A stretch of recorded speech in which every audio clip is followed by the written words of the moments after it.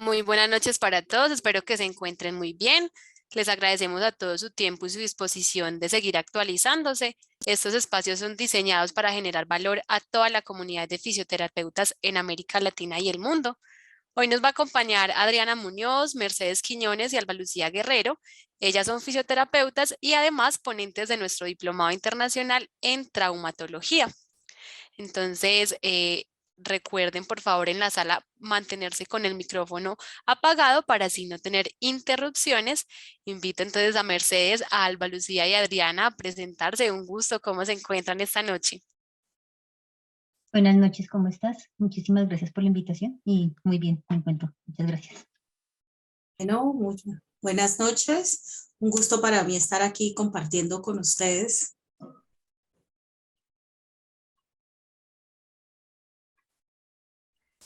Adriana, creo que tienes el micrófono en silencio. Muy buenas noches para todos, bienvenidos a este webinar. Espero que tengan se lleven un poco de información de este tiempo que vamos a estar compartiendo con ustedes. Perfecto, entonces yo voy a compartir pantalla para que así podamos iniciar con el webinar y con el tema planeado para esta noche. ¿Me confirman si ahí logran ver mi pantalla? Perfecto. Perfecto. Listo, entonces el tema que vamos a estar debatiendo en este webinar es la relación de la columna cervical con el miembro superior. ¿Cómo se relaciona la columna cervical con los miembros superiores? Bueno, pues hay varias, sabemos que la columna cervical pues es una continuidad de toda la estructura, de todo lo que es la columna, que no somos segmentos corporales, que somos una integralidad, entonces que esos músculos que tenemos desde cabeza, región cervical, pues también tienen mucha acción y mucha acción, ¿sí? Con miembros superiores. Y algo, lo más importante, creo yo, algo muy de rescatar, de tener en cuenta, pues con los pares craneales, ¿no? Toda esa inervación y toda la función de miembro superior, pues está muy relacionada con toda esa región, ¿no? Esa parte cervical. Sí, comparto lo que dice Adriana. Nosotros vamos a tener unos grupos musculares, por ejemplo, como el trapecio superior, el esternocleidomastoideo, el elevador de la escápula, que unen lo que es la columna cervical, la escápula, y le dan actividad a todo lo que es el hombro. Cuando ella nos habla también de esos grupos musculares, debemos recordar que a través de la conformación de lo que son las fascias, se va a unir esa columna cervical a esa escápula, a esa clavícula y a ese hombro, ¿sí? Entonces así se va a empezar una relación. Y por eso actividades dañinas o patologías que se nos presenten a nivel de esa columna, pues nos pueden también interesar a nivel de esa articulación del hombro y de por sí al miembro superior por completo. Sí, claro, también comparto lo que dicen mis compañeras, sin olvidar pues que todo lo que nosotros hacemos está, toda actividad que nosotros realicemos está fundamentada en las cadenas musculares, y con la cadena muscular pues cualquier alteración que se presente en algún segmento corporal va a afectar el que está directamente relacionado con ella.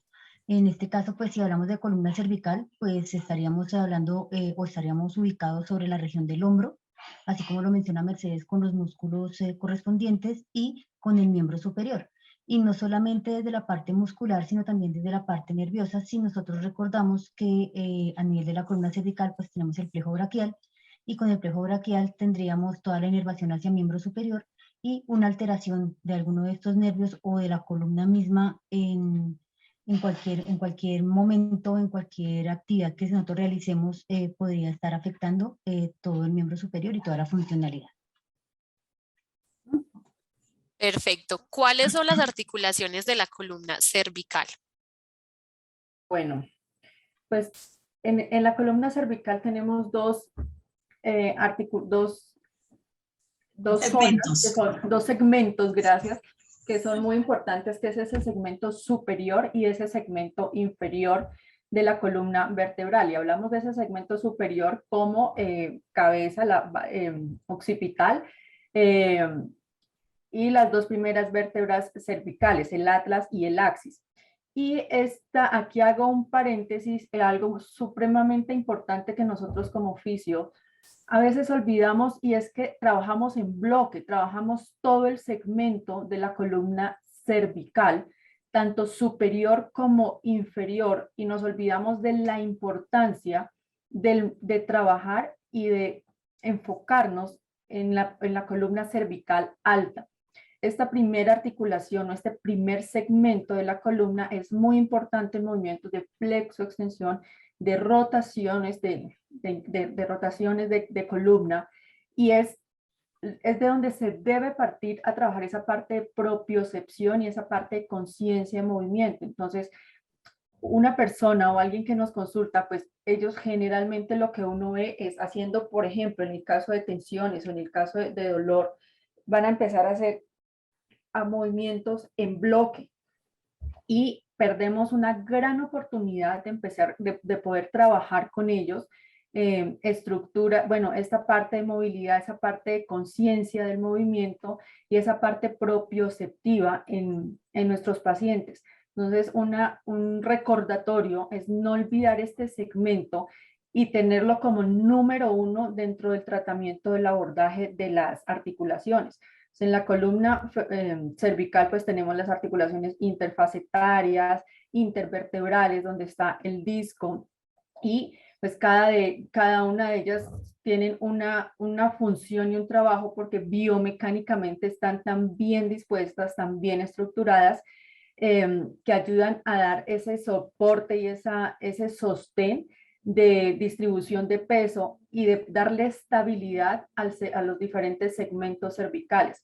Entonces, anatómicamente y estructuralmente es muy interesante que conozcamos muy bien la biomecánica y cómo están articuladas cada una de estas, de las carillas, cada una de las diferentes estructuras, cómo están en su concavidad y en su convexidad para facilitar los movimientos. Eso nos da, tener ese conocimiento de esta parte biomecánica de la articulación de la columna, nos va a ayudar mucho en el tratamiento y en el abordaje que tengamos con nuestros pacientes, independientemente pues de la patología que tengan o por lo cual nos estén consultando.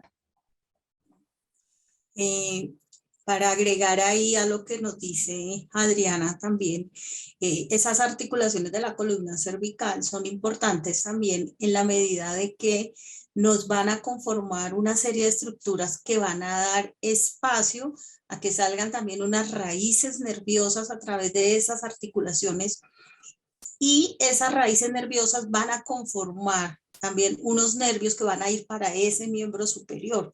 Entonces muchas veces tenemos pacientes que tienen atrapamientos a nivel de la columna cervical y la manifestación se va a dar a nivel de ese miembro superior, y eso debemos nosotros también permitirnos evaluar, ¿sí? Entonces, evaluar esas articulaciones y esos dos segmentos de los que nos habla Adriana, el segmento superior y el segmento inferior, en forma independiente, y la relación que tiene con todo ese miembro superior también nos va a dar la perspectiva de hacer un correcto abordaje, de hacer una correcta intervención en ese miembro superior.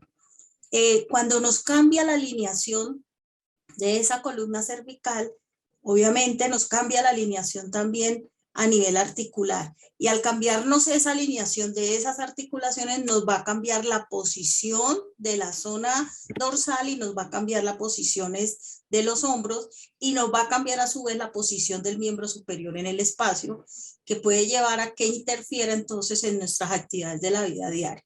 Entonces yo los invito, así como dice Adriana y como dice Alba Lucía, a que no segmentemos en el sentido de que nos llega un paciente de miembro superior y no tratamos la columna cervical, o nos llega un paciente de columna cervical y no le revisamos sus miembros superiores. Son estructuras que trabajan en conjunto, pero que también las debemos evaluar en forma independiente.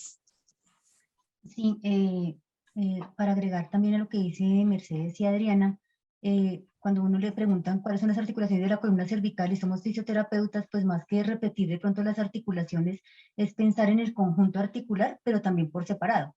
Porque si bien es cierto que tenemos 7 vértebras cervicales, hay una parte superior y una parte inferior que debemos trabajar en forma independiente desde el punto de vista biomecánico, sabiendo que en conjunto forman una lordosis y que esa lordosis me va a dar la posición de la cabeza, y la posición de la cabeza, si está adelantada o si está en retracción, pues me va a cambiar la alineación corporal.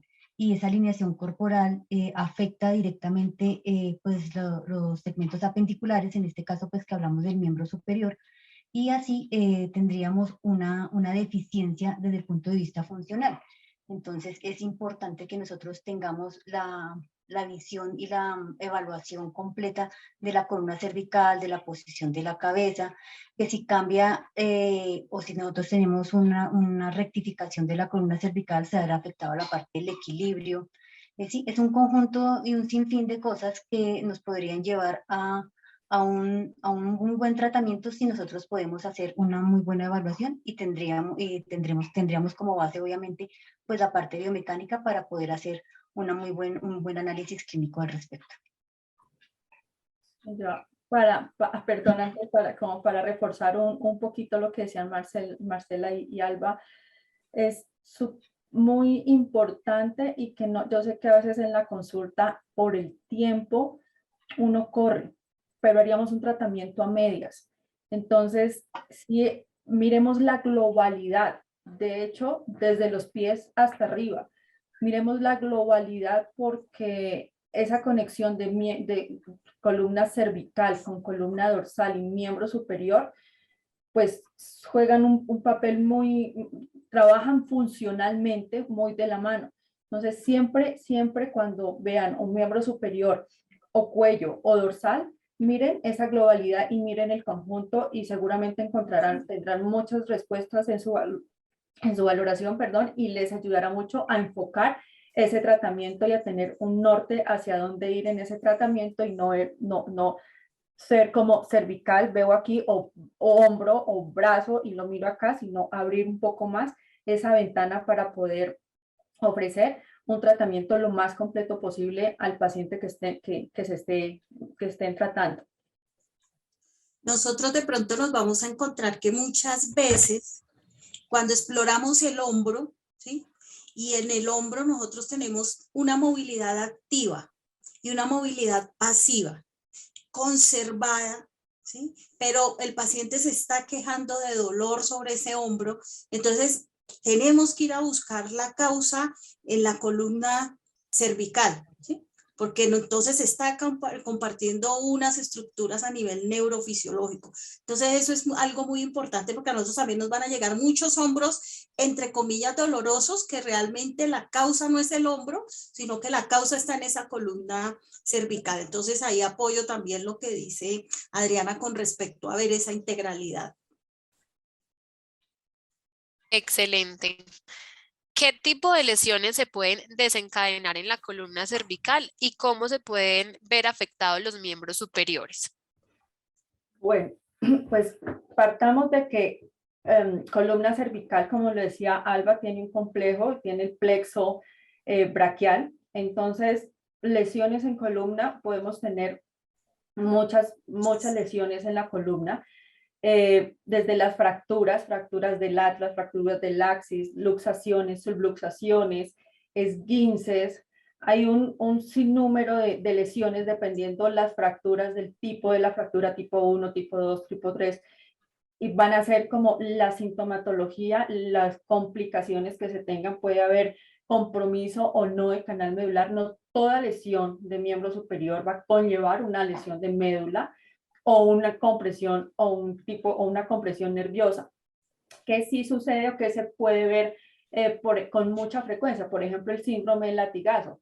Ir en un vehículo a una velocidad de 60 kilómetros por hora y tener un choque, un tipo de colisión, pues eso va a generar esa lesión, puede generar ese síndrome del latigazo, que es de pronto lo más frecuente que uno se encuentra, generar se genera más trauma y más lesión de tejidos blandos, que finalmente cuando un músculo, cuando hay una lesión, ese músculo entra en tanta tensión o está tan contracturado, tiene un espasmo muy severo, que lo que hace o lo que se produce es una compresión también de la arteria vertebral.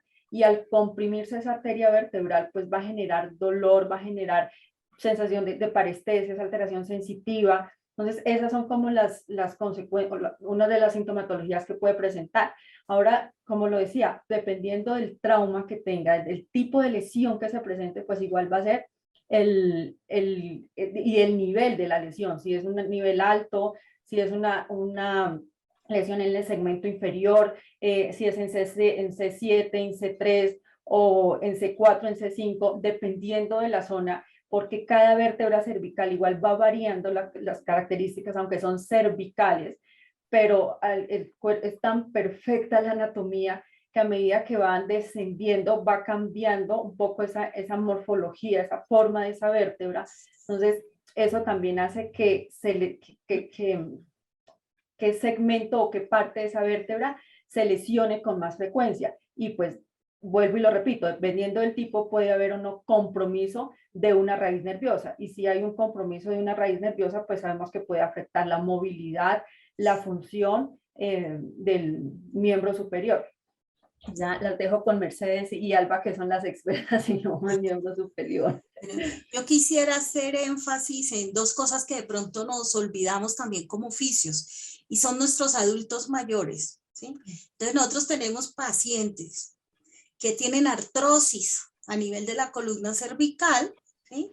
Y aclaro el concepto como el desgaste del cartílago articular, y ese desgaste de ese cartílago articular nos va a generar rigideces a nivel de esa columna cervical, nos va a disminuir el paso de nuestras raíces nerviosas a nivel de los agujeros de conjunción, y estos adultos mayores nos van a terminar a nosotros con patologías a nivel del hombro, a nivel del miembro superior, que nosotros lo vamos a asumir como otras cosas, ¿sí? Entonces es importante que le pongamos atención a estos pacientes ya adultos mayores que por edad, por trabajo, por ocupación nos pueden generar artrosis a nivel cervical. Y lo otro importante que me toca ver mucho es nuestros pacientes que de pronto han tenido cirugías, o sea, no es que ya tienen una patología en columna cervical, han hecho cirugías en esa columna cervical y las cicatrices empiezan a generar adherencias, ¿sí? A nivel de esa fascia, a nivel de esa piel, y todo eso nos va a llevar a unas compresiones de terminaciones nerviosas libres, a unos espasmos musculares a nivel, por ejemplo, del triángulo suboccipital, a nivel de esos esplenios, que nos van a cambiar también la posición de la columna cervical y que nos lleva, como ya lo hemos venido reiterando, a cambiar la posición de nuestro cuerpo. Lo otro importante también a nivel de esa columna cervical son los cambios, ¿sí? En esa lordosis, ¿sí? Nosotros tenemos una lordosis, digamos que entre comillas normal, que es más o menos de unos 35 grados. Entonces ahorita el uso, por ejemplo, de estas tecnologías del computador nos va cambiando la posición de la cabeza. Entonces acordémonos que también en columna cervical nos pueden dar hiperlordosis, borramiento de la lordosis, escoliosis, ¿sí? Que nos va a afectar esos miembros superiores. ¿Por qué hago anotación en el cambio postural? Porque nosotros estamos muy acostumbrados como oficio a ver el cambio postural solo en la columna torácica y en la columna lumbar, ¿sí? Pero esos cambios posturales también a nivel cervical son importantes de verificar, y es fácil verlo de pronto en el paciente que le vemos que mantiene la cabeza inclinada, esas cabezas adelantadas que nos hablaba Alba Lucía, ¿sí? Una cabeza que mantiene rotada. Entonces quiero hacer énfasis sobre esas cosas. Cicatrices postquirúrgicas que nos alteran la columna cervical, cambios posturales a nivel de la columna cervical y nuestra artrosis, además de las patologías que ya nos mencionó Adriana. Y también muy importante, pues, cuando uno le hablan qué puede desencadenar en miembros superiores, pues uno tendría que dividirlas o bien en traumáticas o bien en degenerativas, como decía Mercedes. Sin embargo, hoy en día la parte degenerativa no solamente se ve en las personas de la tercera edad o en nuestros ancianos, nuestros abuelos, sino en los chicos que como se la pasan todo el tiempo en los celulares, crean unas desgastes articulares muy tempranos. Se ve mucho en consulta hoy en día los chicos con dolores cervicales y dolores asociados también a parestesias y a lesiones del nervio por la misma posición de la cabeza que mantienen agachados o en flexión permanente con los celulares.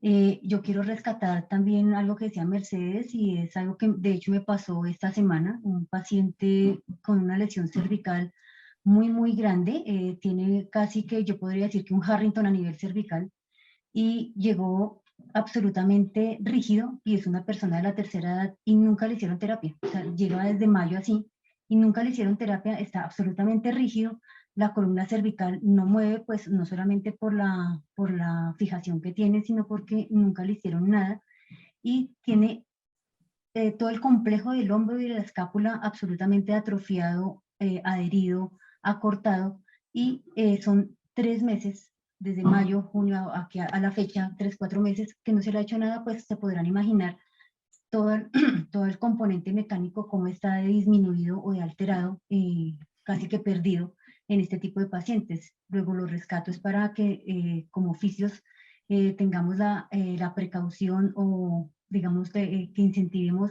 el rehacer o el empezar el tratamiento de terapia rápido para que esto no llegue a suceder.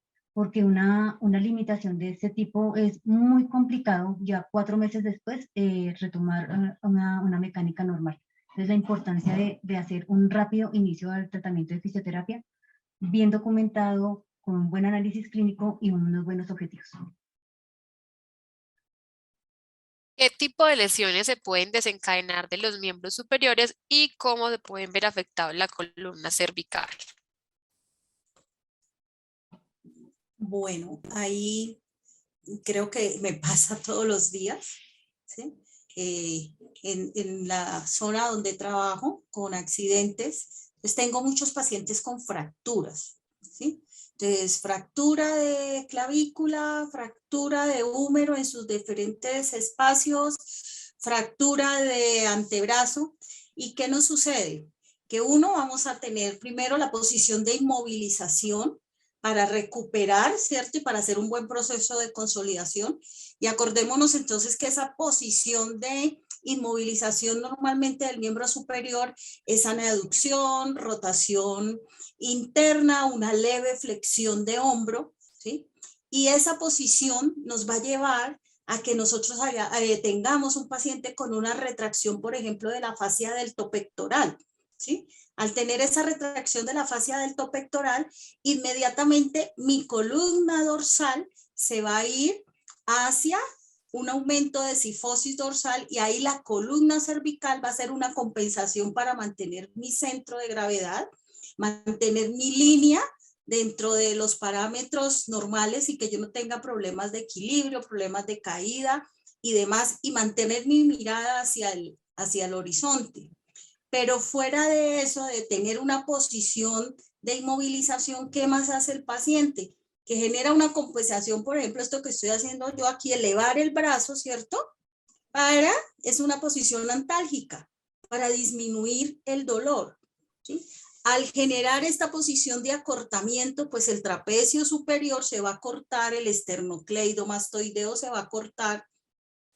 Y como ustedes saben, estos dos grupos musculares también tienen orígenes, uno en la apófisis, ¿cierto? Mastoides, el otro a nivel de columna cervical. Entonces me va a generar también acortamientos de fascia, cambios de posición de la cabeza en el espacio. ¿Sí? Entonces me sucede mucho y es algo que trabajo mucho con mis estudiantes y es que manejen la columna cervical cuando tenemos cualquier alteración a nivel de ese miembro superior. Entonces yo diría que una de las cosas que afecta al miembro superior y que lleva a que la columna cervical son las posiciones de inmovilización que se utilizan para procesos de curación, por ejemplo.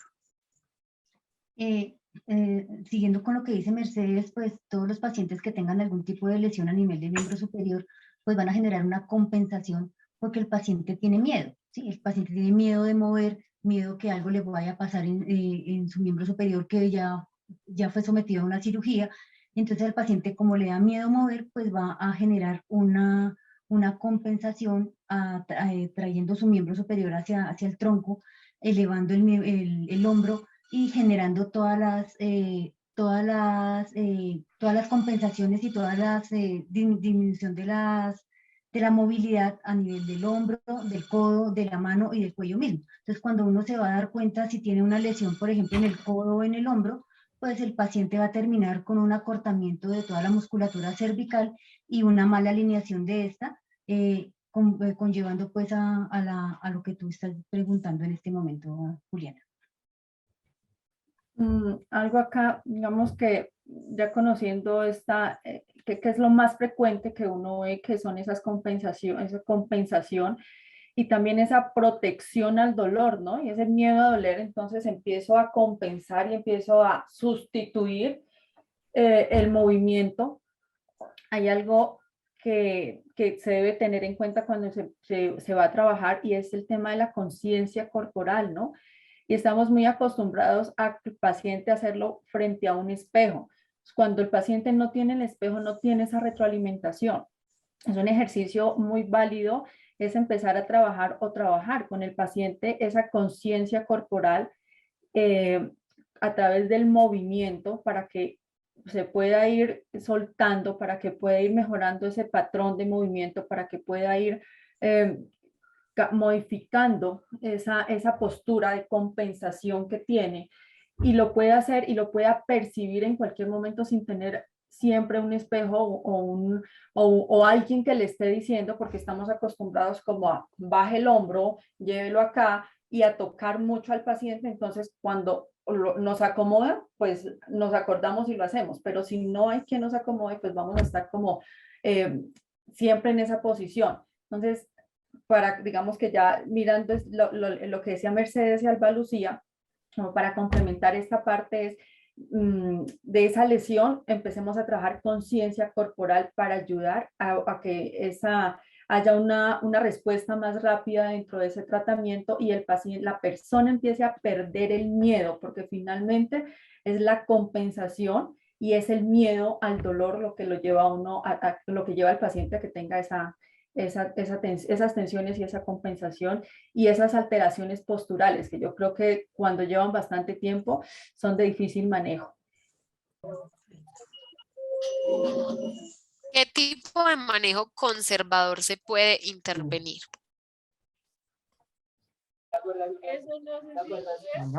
Bueno, yo realmente yo le apuesto en lo personal, le apuesto mucho a la educación, al manejo conservador. Educar al paciente es el punto de partida y es lo número uno.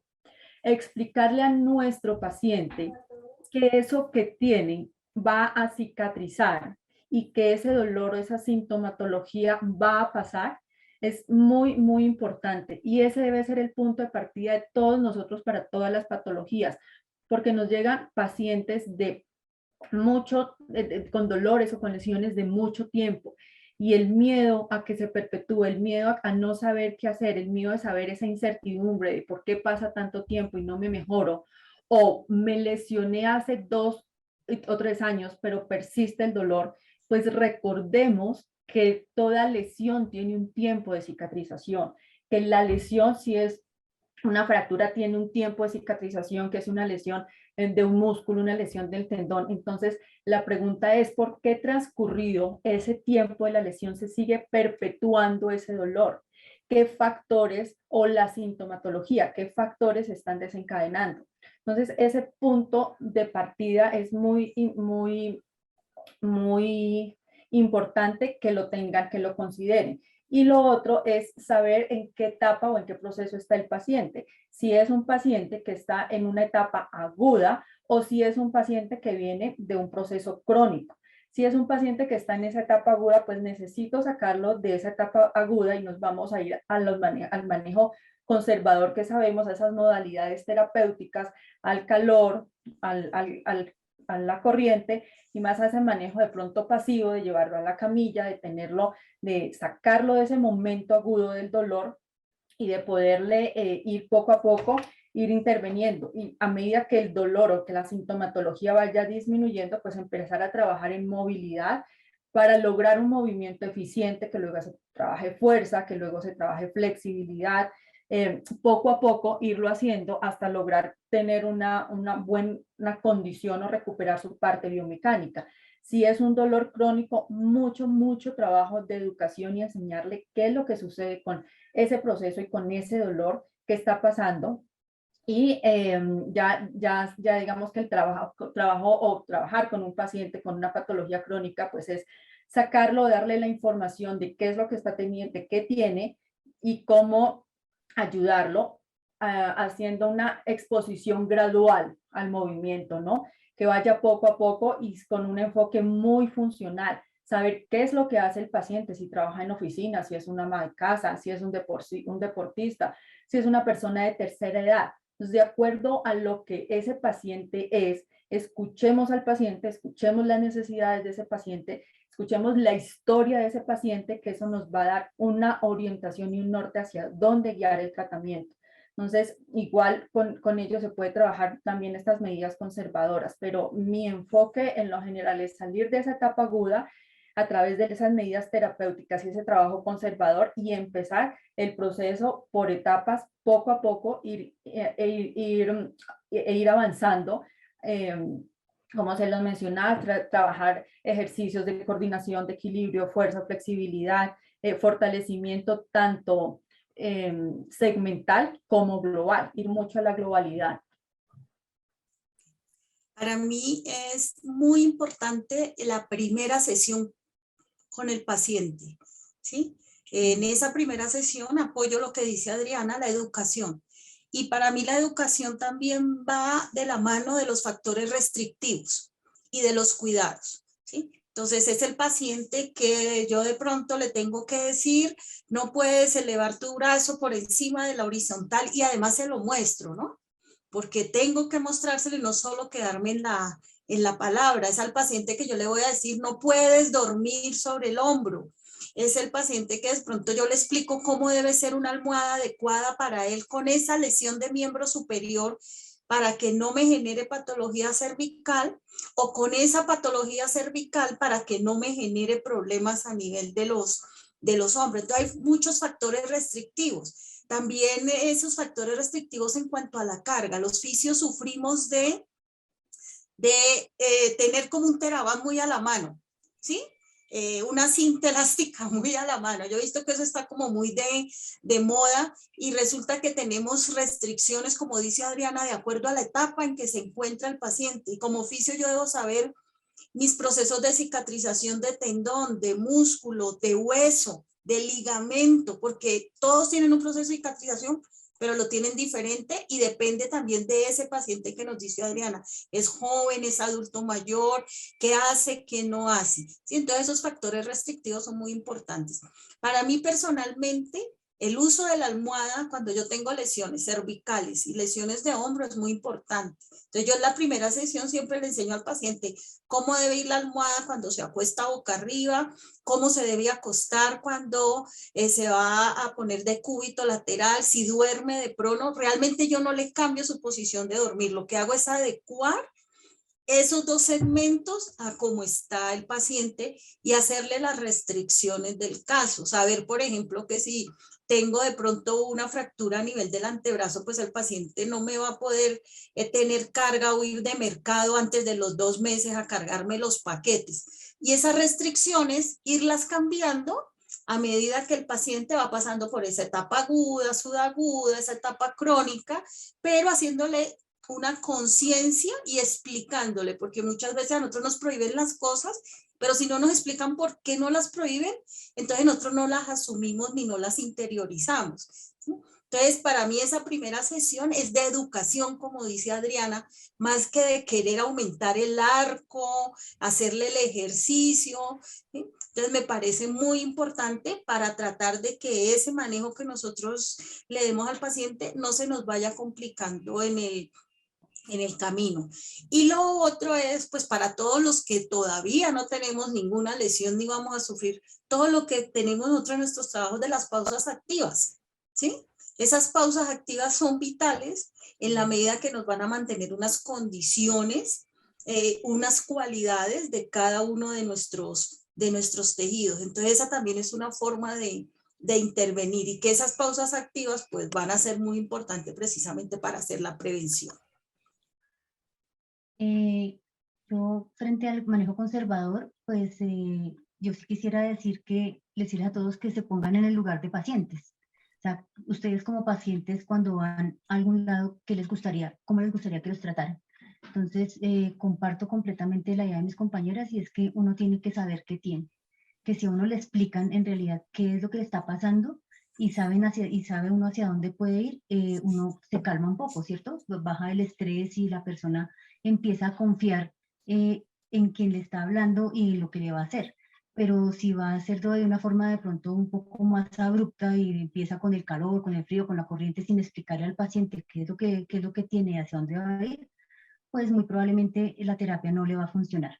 Entonces, si bien es cierto que la parte educativa es importante, también es importante que se le explique completamente al paciente qué es lo que tiene y cuál es el pronóstico en realidad de lo que va a pasar. Que no se cree falsas expectativas frente a un manejo que se le va a hacer con fisioterapia, porque si bien es cierto, pues nosotros hacemos muchas cosas y muy buenas, tampoco es que seamos la panacea. Y que seamos muy claros con el paciente hacia dónde podemos ir con él. Así como lo dice Mercedes, es muy importante que nosotros veamos al paciente en el contexto de casa o en el contexto de oficina, o donde se encuentre el paciente desarrollando sus actividades laborales o las actividades ocupacionales o vocacionales, para saber qué de esto le está afectando su columna y cómo podemos manejarlo desde allá. No es cambiarle las cosas, no es cambiarle o voltearle todas las cosas que él hace, sino adecuar todo lo que el paciente está haciendo o la persona está haciendo para que el tratamiento surja efecto, porque muchas veces lo que nosotros hacemos es realizar una cosa en la clínica o en el consultorio donde estén viendo el paciente, y cuando llega el paciente a casa o a la oficina hace completamente las cosas contrarias. Entonces, esa es una de las razones por las cuales los tratamientos no funcionan si nosotros no somos claros con el usuario de saber, o que él sepa qué debe hacer durante el día y cómo lo debe hacer, cómo debe cambiar o modificar sus actividades laborales o cotidianas, para que los tratamientos o las partes de intervención que nosotros hacemos surjan un efecto. Perfecto. Perdóname, para complementar lo que dice Alba y Mercedes, y es que nosotros debemos también ser un poco cuidadosos con el lenguaje y cómo le decimos esa parte de esa neuropedagogía que debemos utilizar con los pacientes. Porque, no sé, se me ocurre en este momento un paciente desde la postura, entonces vamos y le decimos, usted tiene el hombro así, tiene la columna desviada, tiene la cadera, cuando termina, entonces el paciente nos dice, Dios, estoy desajustado, estoy desbaratado, Entonces el paciente se crea un panorama que finalmente ese tipo de cosas y cómo le decimos y cómo el lenguaje que utilizamos con el paciente, pues finalmente puede llevar a que ese paciente cronifique esa lesión aguda. Entonces se llena de temor, de miedo con todo lo que se le dice, o algo tan simple, a veces cosas muy sencillas. Entonces, un hallazgo coincidencial, por ejemplo, una hernia cervical se me ocurre en estos momentos, y el paciente no tenía dolor, no tenía nada, por otra razón le diagnosticaron o le enviaron esa hernia, y cuando lo miramos entonces no tiene la hernia. El paciente se hace, al ver su imagen, un cuadro muy, muy, muy dramático. Si nosotros, y si está en nuestras manos, entonces poder tener la información de decirle, mira, si no hay dolor, si no hay sintomatología, pues el 60% de las hernias se van a reabsorber, no va a haber dolor y no va a pasar nada. Entonces, como que en medio de este manejo conservador, pues tenemos muchas herramientas, y poder disponer de ellas para el mejor beneficio del paciente, y teniendo lo que dice Alba Lucía, es muy claro, nosotros no somos milagrosos, y algo muy importante que da muy resultados es el nivel de compromiso del paciente. Si nosotros le decimos al paciente y nosotros le informamos, debe ser el paciente tener esa adherencia al tratamiento y tener el compromiso. Si mi paciente viene y espera, y todos lo sabemos, a que yo le haga un tratamiento y vuelve a los 2 días, 3 días, y ¿qué hizo? No hizo nada, pues no hacemos milagros. Entonces, explicarle y hablar con el paciente a que él se haga partícipe y se haga cargo de su proceso, va a ayudar y va a facilitar esa recuperación y va a haber un trabajo mucho más en equipo. Entonces, esto como para cerrar ese tratamiento conservador, que creo que es muy amplio, que no solo se va a limitar al calor, al frío o a la corriente o al masaje, sino que hay muchas cosas con las cuales se puede trabajar con este paciente desde esa parte conservadora, ¿no? Excelente. Bueno, básicamente de esta ya hemos tocado el tema. Sí. Continuemos con qué tipo de trabajo muscular se puede realizar para el fortalecimiento de ambas zonas. Pues de pronto quisiera tomarme la palabra frente a esto, y es que nosotros no trabajemos, por favor, como fisioterapeutas, no se centren en un solo músculo, ¿sí? O sea, que si el paciente llega por un dolor cervical, entonces pues nos vamos a centrar solamente en esta zona, sino pues como ya hemos hablado, tenemos un conjunto y un mundo de músculos que están comprometidos en una lesión de tipo cervical o del miembro superior hacia la zona cervical, cualquiera de las dos. Entonces, tengamos en cuenta que el trabajo muscular que se va a realizar en este tipo de pacientes tendría que ver con cadenas musculares, con las cadenas estáticas, con las fascias, con todo un conjunto osteoartromiocinemático que es importante que lo tengamos en cuenta y que lo trabajemos, y no solamente centrarnos en o el estirar el trapecio superior o estirar el bíceps, dependiendo pues lo que tenga el paciente, sino trabajar todo en conjunto, en una globalidad, terminando siempre en una conducta de trabajar o de reeducar la parte postural y de la conciencia corporal, como lo decía Adriana, para que el trabajo sea beneficioso y fructífero para el paciente.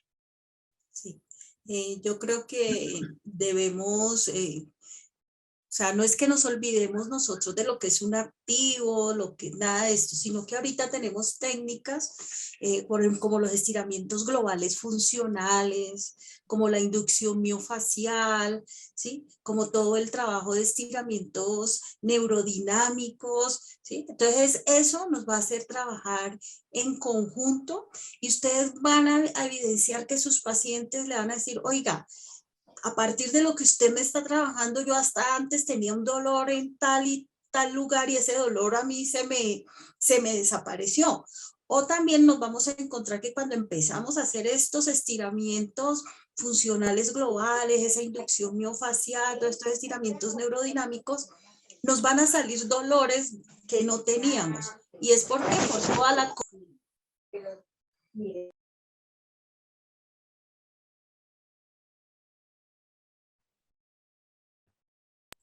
Creo que el micrófono se silenció. Sí, eso vi. Listo, ya. Listo.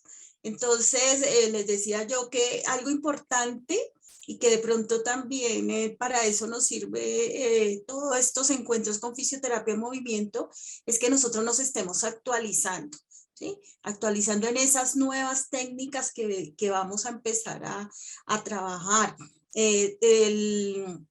La movilización de las fascias, el rolling ball, ¿sí? Todo el trabajo propioceptivo que se tiene que hacer, porque también nos quedamos nosotros como con una pesa y fortaleciendo unos grupos musculares, pero acuérdense que nosotros estamos trabajando cambios posturales, ¿sí?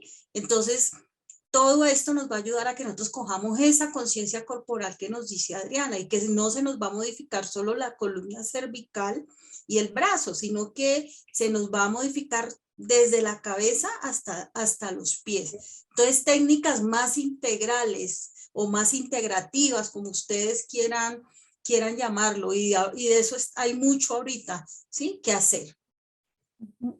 Yo para cerrar ya esta parte, la invitación es a que dentro de nuestro baúl de herramientas y a lo largo de nuestra carrera, de nuestra profesión, hemos aprendido diferentes técnicas y diferentes métodos. Y cada persona, cada ser humano es una persona diferente, no es el mismo dolor cervical para Laura que para Camilo, no se mueven de la misma manera, no tienen la misma experiencia de vida, no tienen el mismo trabajo, son seres únicos y tienen una huella motriz única, se mueven de una manera diferente, hacen de una manera diferente. Entonces, cuando ustedes tengan un paciente, cuando ustedes tengan una persona, 100% apoyo lo de la integralidad y no ser músculo por músculo, y trabajo mucho con cadenas miofaciales y lo hago mucho con movimiento.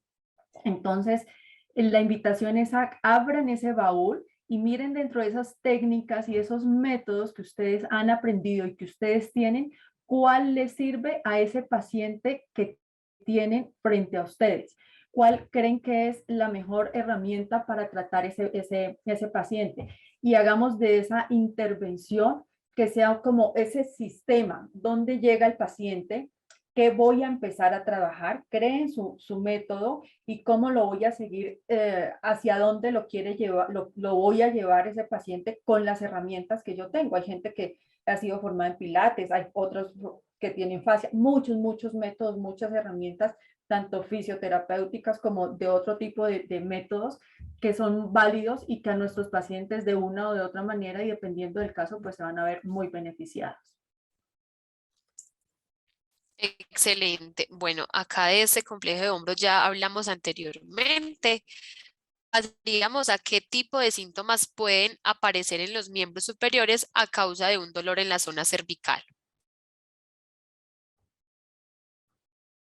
Bueno, creo que en esta pregunta también ya hemos hecho énfasis, ¿cierto? Nos aparecen todo Sí, lo que son las parestesias, las disestesias, nos pueden aparecer de acuerdo al compromiso de las raíces nerviosas, parálisis, paresias, espasmos musculares protectivos, ¿sí? Posiciones viciosas en sentido, o posiciones, no lo voy a llamar viciosas, perdón, sino posiciones antálgicas de ese miembro superior que finalmente nos pueden llevar a diferentes grados de impotencia funcional o a diferentes grados de compromiso funcional o de discapacidad o como ustedes lo llamen en cada uno de sus países en esos pacientes, que como nos decía por ahí Alba Lucía, alteran entonces las capacidades que tiene el individuo para hacer o sus actividades laborales o sus actividades de la vida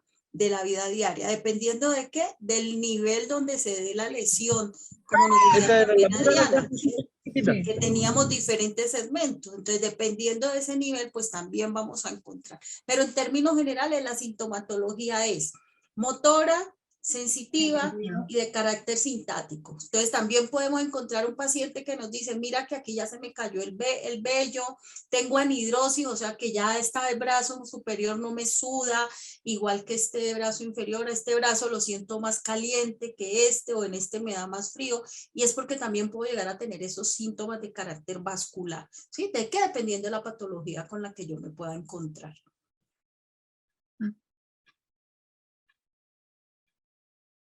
Perfecto, entonces podemos pasar a la siguiente pregunta. Digamos, identifico que hay un compromiso de columna cervical, de complejo de hombro y también de codo y mano. ¿Cuál intervengo primero? Según su experiencia y cómo lo vayan, cómo lo vean pues desde su área y experiencia. pues fíjate que uno tiene siempre un paciente con estas lesiones y siempre está comprometido todo. Entonces el complejo hombro-codo-mano. Entonces no se trata, desde mi punto de vista, que intervengo primero, sino de pronto de la sintomatología que tiene el paciente, uno identifica qué es lo que más comprometido se encuentra para poder hacer una intervención sin dejar al lado ninguna de las otras articulaciones o ninguno de los otros síntomas. Yo creería que uno debe establecer una prioridad frente a lo que el paciente está presentando para que el paciente mitigue toda esa parte de sintomatología muy aguda y con ello poder trabajar el resto. Entonces, como lo hemos venido diciendo durante todo el conversatorio, no podemos dejar a un lado la columna cervical y trabajar el hombro sin trabajar una o la otra. Igual pasa con el codo, el hombro, la mano. Si usted tiene, por ejemplo, un síndrome de túnel del carpo, pues sabe que la lesión viene desde el plejo cervical, pero que el plejo cervical lo compromete la columna cervical. Sin embargo, la sintomatología que está más, lo que está más prevalente en el paciente será el dolor y las parestesias, pues empecemos por trabajar lo que es más prevalente en el paciente o lo que le incomoda más para seguir trabajando el resto de las articulaciones o el resto de los componentes articulares y tener un muy buen trabajo fisioterapéutico. Yo le añadiría de pronto a lo que dice Alba Lucía, cuando tenemos esos compromisos así como tan generalizados, mirar cómo para iniciar, sin olvidar que los tengo que tratar todos, ¿sí? No es que hoy jueves trato el hombro, mañana trato el codo, pasado mañana trato la mano, no, todo lo voy a tratar. Pero entonces yo personalmente identificaría como cuál es la estructura que me está generando como el mayor deterioro y cuál está influyendo sobre las otras, ¿sí? ¿Cuál está generando esa influencia sobre las otras? Entonces, por ejemplo, en esta semana tenía un paciente que una luxación de hombro fue manejada en forma conservadora, pero el paciente a mí no se me quejaba realmente del hombro, sino que él se me quejó precisamente de parestesias a nivel del miembro superior. Entonces, cuando yo le empecé a hacer la valoración, lo que encontré es que había un atrapamiento del axilar por cápsula articular. Entonces, ¿qué hice? Movilicé la cápsula y el paciente inmediatamente empezó a mejorar su sintomatología de carácter sensitiva. Entonces, ¿a qué voy también con ese ejemplo? Que escuchemos al paciente. Cuando ustedes en la historia clínica le preguntan al paciente, ¿y por qué vienes? O sea, el motivo de consulta para uno puede ser muy importante, que es que él viene así, ¿cierto? Con el brazo aquí pegado. Pero resulta que para el paciente eso no es importante. Me dice, no, mire, yo vengo porque es que hace una semana no me puedo peinar, ¿sí? Y entonces tengo que depender de mi esposa para que me rasure, para él es importante el ejecutar esas actividades de la vida diaria. Entonces, para mí también es muy importante el motivo de consulta y por qué me está generando él esa llegada a mi consultorio, a mi hospital, a mi clínica, y tenerlo muy en cuenta, pero siempre sin dejar que pasa un mañana le trabajo esto y mañana también nos vemos que pasa mucho en nuestras consultas. ¿Sí? Tenemos un paciente complejo y entonces lo dividimos. Son 10 sesiones, entonces 3 para el hombro, 3 para la columna y 2 para la mano. ¿Sí? No, en la misma sesión tengo que trabajar todo, pero desde la perspectiva de él y desde la perspectiva mía. Y lo unimos los dos en esa adherencia de la que nos hablaba también Adriana ahora. No, yo solo resumo, ya lo dijo todo Mercedes y Alba, que hay que trabajar todo en conjunto y a veces cuando uno empieza a trabajar de pronto eso que más está sensible, y lo dijo Mercedes, le hice movilización de cápsula y mejoró el resto. A veces con hacer una cosa, si esté comprometido el codo y la mano, se hace el manejo específico en una zona y el resto de sintomatología mejora. Entonces hay que ser escuchar, como dice Mercedes, observar y a partir de ahí tomar decisiones. Y no centrarse en algo puntual y en algo específico, siempre la integralidad. Perfecto, ya para ir finalizando con este tema, cuéntenos por qué es importante la visión e intervención global de estas lesiones traumáticas desde el punto de vista fisioterapéutico. Bueno, yo siempre he dicho que no somos segmentos corporales, que no somos algo aislados, que somos un conjunto, que somos una integralidad, que tenemos un tejido hermoso que a veces como fisio lo desaprovechamos, que es ese tejido facial, que si nosotros tuviéramos todo el conocimiento, tuviéramos todo como el querer trabajar en este tejido, nos ayudaría muchísimo, muchísimo, porque conecta, es un tejido de conexión, porque es un tejido rico en propiocepción, que no solo se va a la parte muscular, que tiene algo que se llama la interocepción, que esa interocepción envía información al cerebro y que al estar en esa interconexión, pues no solo vamos a estar trabajando esa parte osteomuscular o nerviosa, y que va a haber una retroalimentación, una información a nivel de nuestro cerebro, y eso va a terminar siendo beneficioso para el paciente. Entonces recordemos que también pensamos, que sentimos y que todas esas emociones que nuestro paciente siente, pues las vamos a poder trabajar a partir de esa intervención global de esas lesiones, de que no somos un brazo, no somos un cuello, no somos una escápula, de que todo es un conjunto y de que todo se articula y vamos a buscar la armonía y finalmente el bienestar para el paciente, ¿no? Entonces, eso recordémoslo mucho en nuestros pacientes, miremoslo en la integralidad.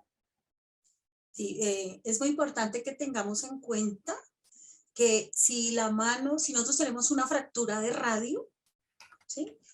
Esa fractura de radio va a implicar que yo no voy a poder elevar mi miembro superior, que no voy a poder trabajar, que no me voy a poder peinar, ¿sí? Entonces, algo importante de por qué trabajar la intervención global es porque nosotros somos funcionales. Todas nuestras, o sea, nuestro miembro superior no es doblarse, extenderse. En lenguaje técnico, flexionar, extender, rotar internamente, externamente, no. Nuestro miembro superior es poder alcanzar, poder alar, poder empujar, ¿sí? Entonces, si yo no trabajo esa parte de intervención global y hago énfasis y termino con un trabajo de tareas funcionales en el paciente, mi rehabilitación vale 0. ¿Sí? Porque el paciente me va a decir, mire, yo sí muevo, ¿sí? Pero resulta que es que cuando yo voy a coger la taza de café, entonces no la puedo coger. Entonces, a mí sí me mueve la muñeca y la agarro, pero justo me la llenan y ya no me la puedo llevar a la boca porque me pesa y me genera dolor. Entonces estoy afectando la funcionalidad. Y si ustedes ven llevar una taza de café a la boca, implica que yo tenga que mover los dedos, la muñeca, el codo, el hombro, ¿sí? Tener en buena posición esa columna cervical, pero tengo una fractura de radio, ¿sí? Que me está imposibilitando eso. Entonces yo esa intervención global la direcciono a que soy funcional, a que tengo que hacer tareas funcionales y que para poder ser funcional me tiene que trabajar desde la cabeza hasta los pies, ¿sí? Entonces, si no tengo eso, no voy a lograr que mi paciente quede satisfecho con su proceso de rehabilitación. Una cosita ahí antes para cerrar, es importante que tengamos o que recordemos que el cerebro no sabe de músculos. El cerebro no dice, el bíceps hace flexión, perdón. El cerebro sabe de movimiento, que es lo que está diciendo Mercedes, es el movimiento de la muñeca, es la función. Yo hago extensión. Cuando yo voy a agarrar algo, la información que llega al cerebro es necesito extender y flexionar y cerrar. El cerebro no dice, no, es que el flexor, es que el braquial, es que el coracobraquial va a hacer esto. Entonces tengamos como esa premisa en cuenta para enfocarnos mucho en buscar esa funcionalidad de esa estructura o de esa lesión que tiene el paciente, de restablecer esa función que se ha perdido en el paciente. Esto que dice Adriana, que el cerebro no sabe de músculos, sino de funciones, es la base de lo que nosotros hacemos diariamente, por ejemplo, a través de CABAT. Porque si bien nosotros trabajamos las diagonales, y así como lo decía Mercedes, trabajando una diagonal, nosotros podemos recuperar la función y dejamos de tratar al paciente como una fractura de radio, que a las 4 entra una fractura de radio y a las 5 entra un codo, a las 5:30 una mano, y tratamos al paciente como un ser integral, sabiendo que debemos devolverle su función y que es nuestro trabajo como fisioterapeutas, que el paciente regrese a la función. Si bien cuando nosotros planteamos un objetivo de tratamiento, ese objetivo, si bien es recuperar la biomecánica de la estructura que esté comprometida, también debemos enfocarlo hacia que el paciente debe devolverse al paciente a sus actividades ocupacionales, laborales y familiares. Y eso está dado a la función. Y es en la función donde nosotros trabajamos diariamente, como en las cadenas musculares, como en las diagonales de Cabat, para trabajar cosas tan sencillas, sin decirlo de manera peyorativa, como decía Mercedes, que era una fractura de radio, pero para la fractura de radio tenemos que mover la mano, el codo, el hombro, mantener la cabeza, porque si no mantenemos bien la cabeza, entonces cuando llevemos la mano a la boca, pues muy probablemente no vamos a coordinar. Luego también es una parte neuromuscular que debemos manejar en el individuo. Luego el ser humano es un ser tridimensional, es un ser global que merece todo el respeto del mundo para que nosotros trabajemos con él en función de lo que nosotros estamos hablando durante este conversatorio. Excelente, no sé si de pronto tienen algo más por agregar o continúo con un regalito que le tenemos sorpresa a todas las personas que estamos conectados en este webinar la noche de hoy. De pronto una cosita, y es entonces que yo los invito a que para ver esa intervención global, empecemos a revisar todas las escalas de valoración funcional. ¿Sí? No nos quedemos solo con el goniómetro, el dinamómetro, sino valorar con escalas funcional para ver qué tanto grado de discapacidad tiene nuestro usuario. Muchas gracias.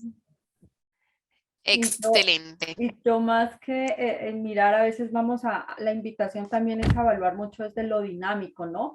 Desvestimos al paciente, lo paramos en una pared y lo empezamos a mirar. Entonces, ¿cómo se empieza a sentir esa persona cuando está así? Cuando llegue a nuestro consultorio o a nuestro sitio donde trabajemos, o cuando lleguemos a la casa del paciente, miremos cómo se mueve el paciente. Miremos qué tanta rigidez tiene, qué tanta compensación tiene. Y vamos sin necesidad de decirles que usted está así, es que usted está así. Entonces vamos a empezar a mejorar. Seamos muy cuidadosos con ese lenguaje que utilizamos y en cómo estamos llegando a ese paciente para no llegar a ser de alguna manera pronto agresivos con nuestros pacientes, sino poder hacerlos entre comillas o bueno, de alguna manera tener como esa amistad o esa camaradería que nos va a permitir que el paciente tenga una mayor adherencia al tratamiento, pudiéndolo llevar y guiándolo hacia lo que él necesita y que nosotros podemos ayudarle en su proceso. Perfecto. Entonces, como les comenté al inicio de este webinar, tanto Mercedes como Adriana y Alba Lucía hacen parte y son ponentes de nuestro diplomado internacional avanzado, Fisioterapia en Traumatología. Este diplomado es un diplomado 100% online con clases totalmente en vivo, el cual inicia el próximo 12 de septiembre y finaliza el 6 de diciembre. Recuerden que al formarse con nosotros como Fisioterapia en Movimiento, van a obtener un diploma internacional avalado tanto por Fisioterapia en Movimiento y por la International Physical Therapy Group de Miami, Florida, que es quien nos da ese certificado internacional por 160 horas de formación teórico-prácticas. También, y no menos importante, es que contarán con acceso a nuestra aula virtual, que es una plataforma de aprendizaje. Allí van a encontrar todo el acceso a los links de las clases, las grabaciones de las clases y todo el material de estudio complementario y el acompañamiento permanente por parte del área académica para solventar todas sus inquietudes. Entonces, a ustedes por estar tan conectados siempre con nosotros y por participar en este webinar, les tenemos un cupón del 35% de descuento para participar en este diplomado. Este cupón es válido solamente por 24 horas. Voy a estar compartiéndoles el link que les lleva directamente a la página web con el cupón de descuento a este chat y también al chat que tenemos informativo a través de WhatsApp. Recuerden que nos encuentran con todo nuestro contenido académico gratuito en Instagram y en TikTok como Fisioterapia en Movimiento, en Facebook, LinkedIn y YouTube como Fisioterapia en Movimiento y en Twitter como Fisio Movimiento. Entonces les agradecemos a todos por su excelente participación. Esperamos que haya sido de su agrado y los esperamos en próximos webinars. A ustedes, Adriana, Alba Lucía y Mercedes, muchísimas gracias por compartir esta información tan útil y práctica en nuestra profesión. Ok. A ustedes muchas gracias. Los esperamos. Muchas gracias. Esperamos verlos en la formación, en el diplomado.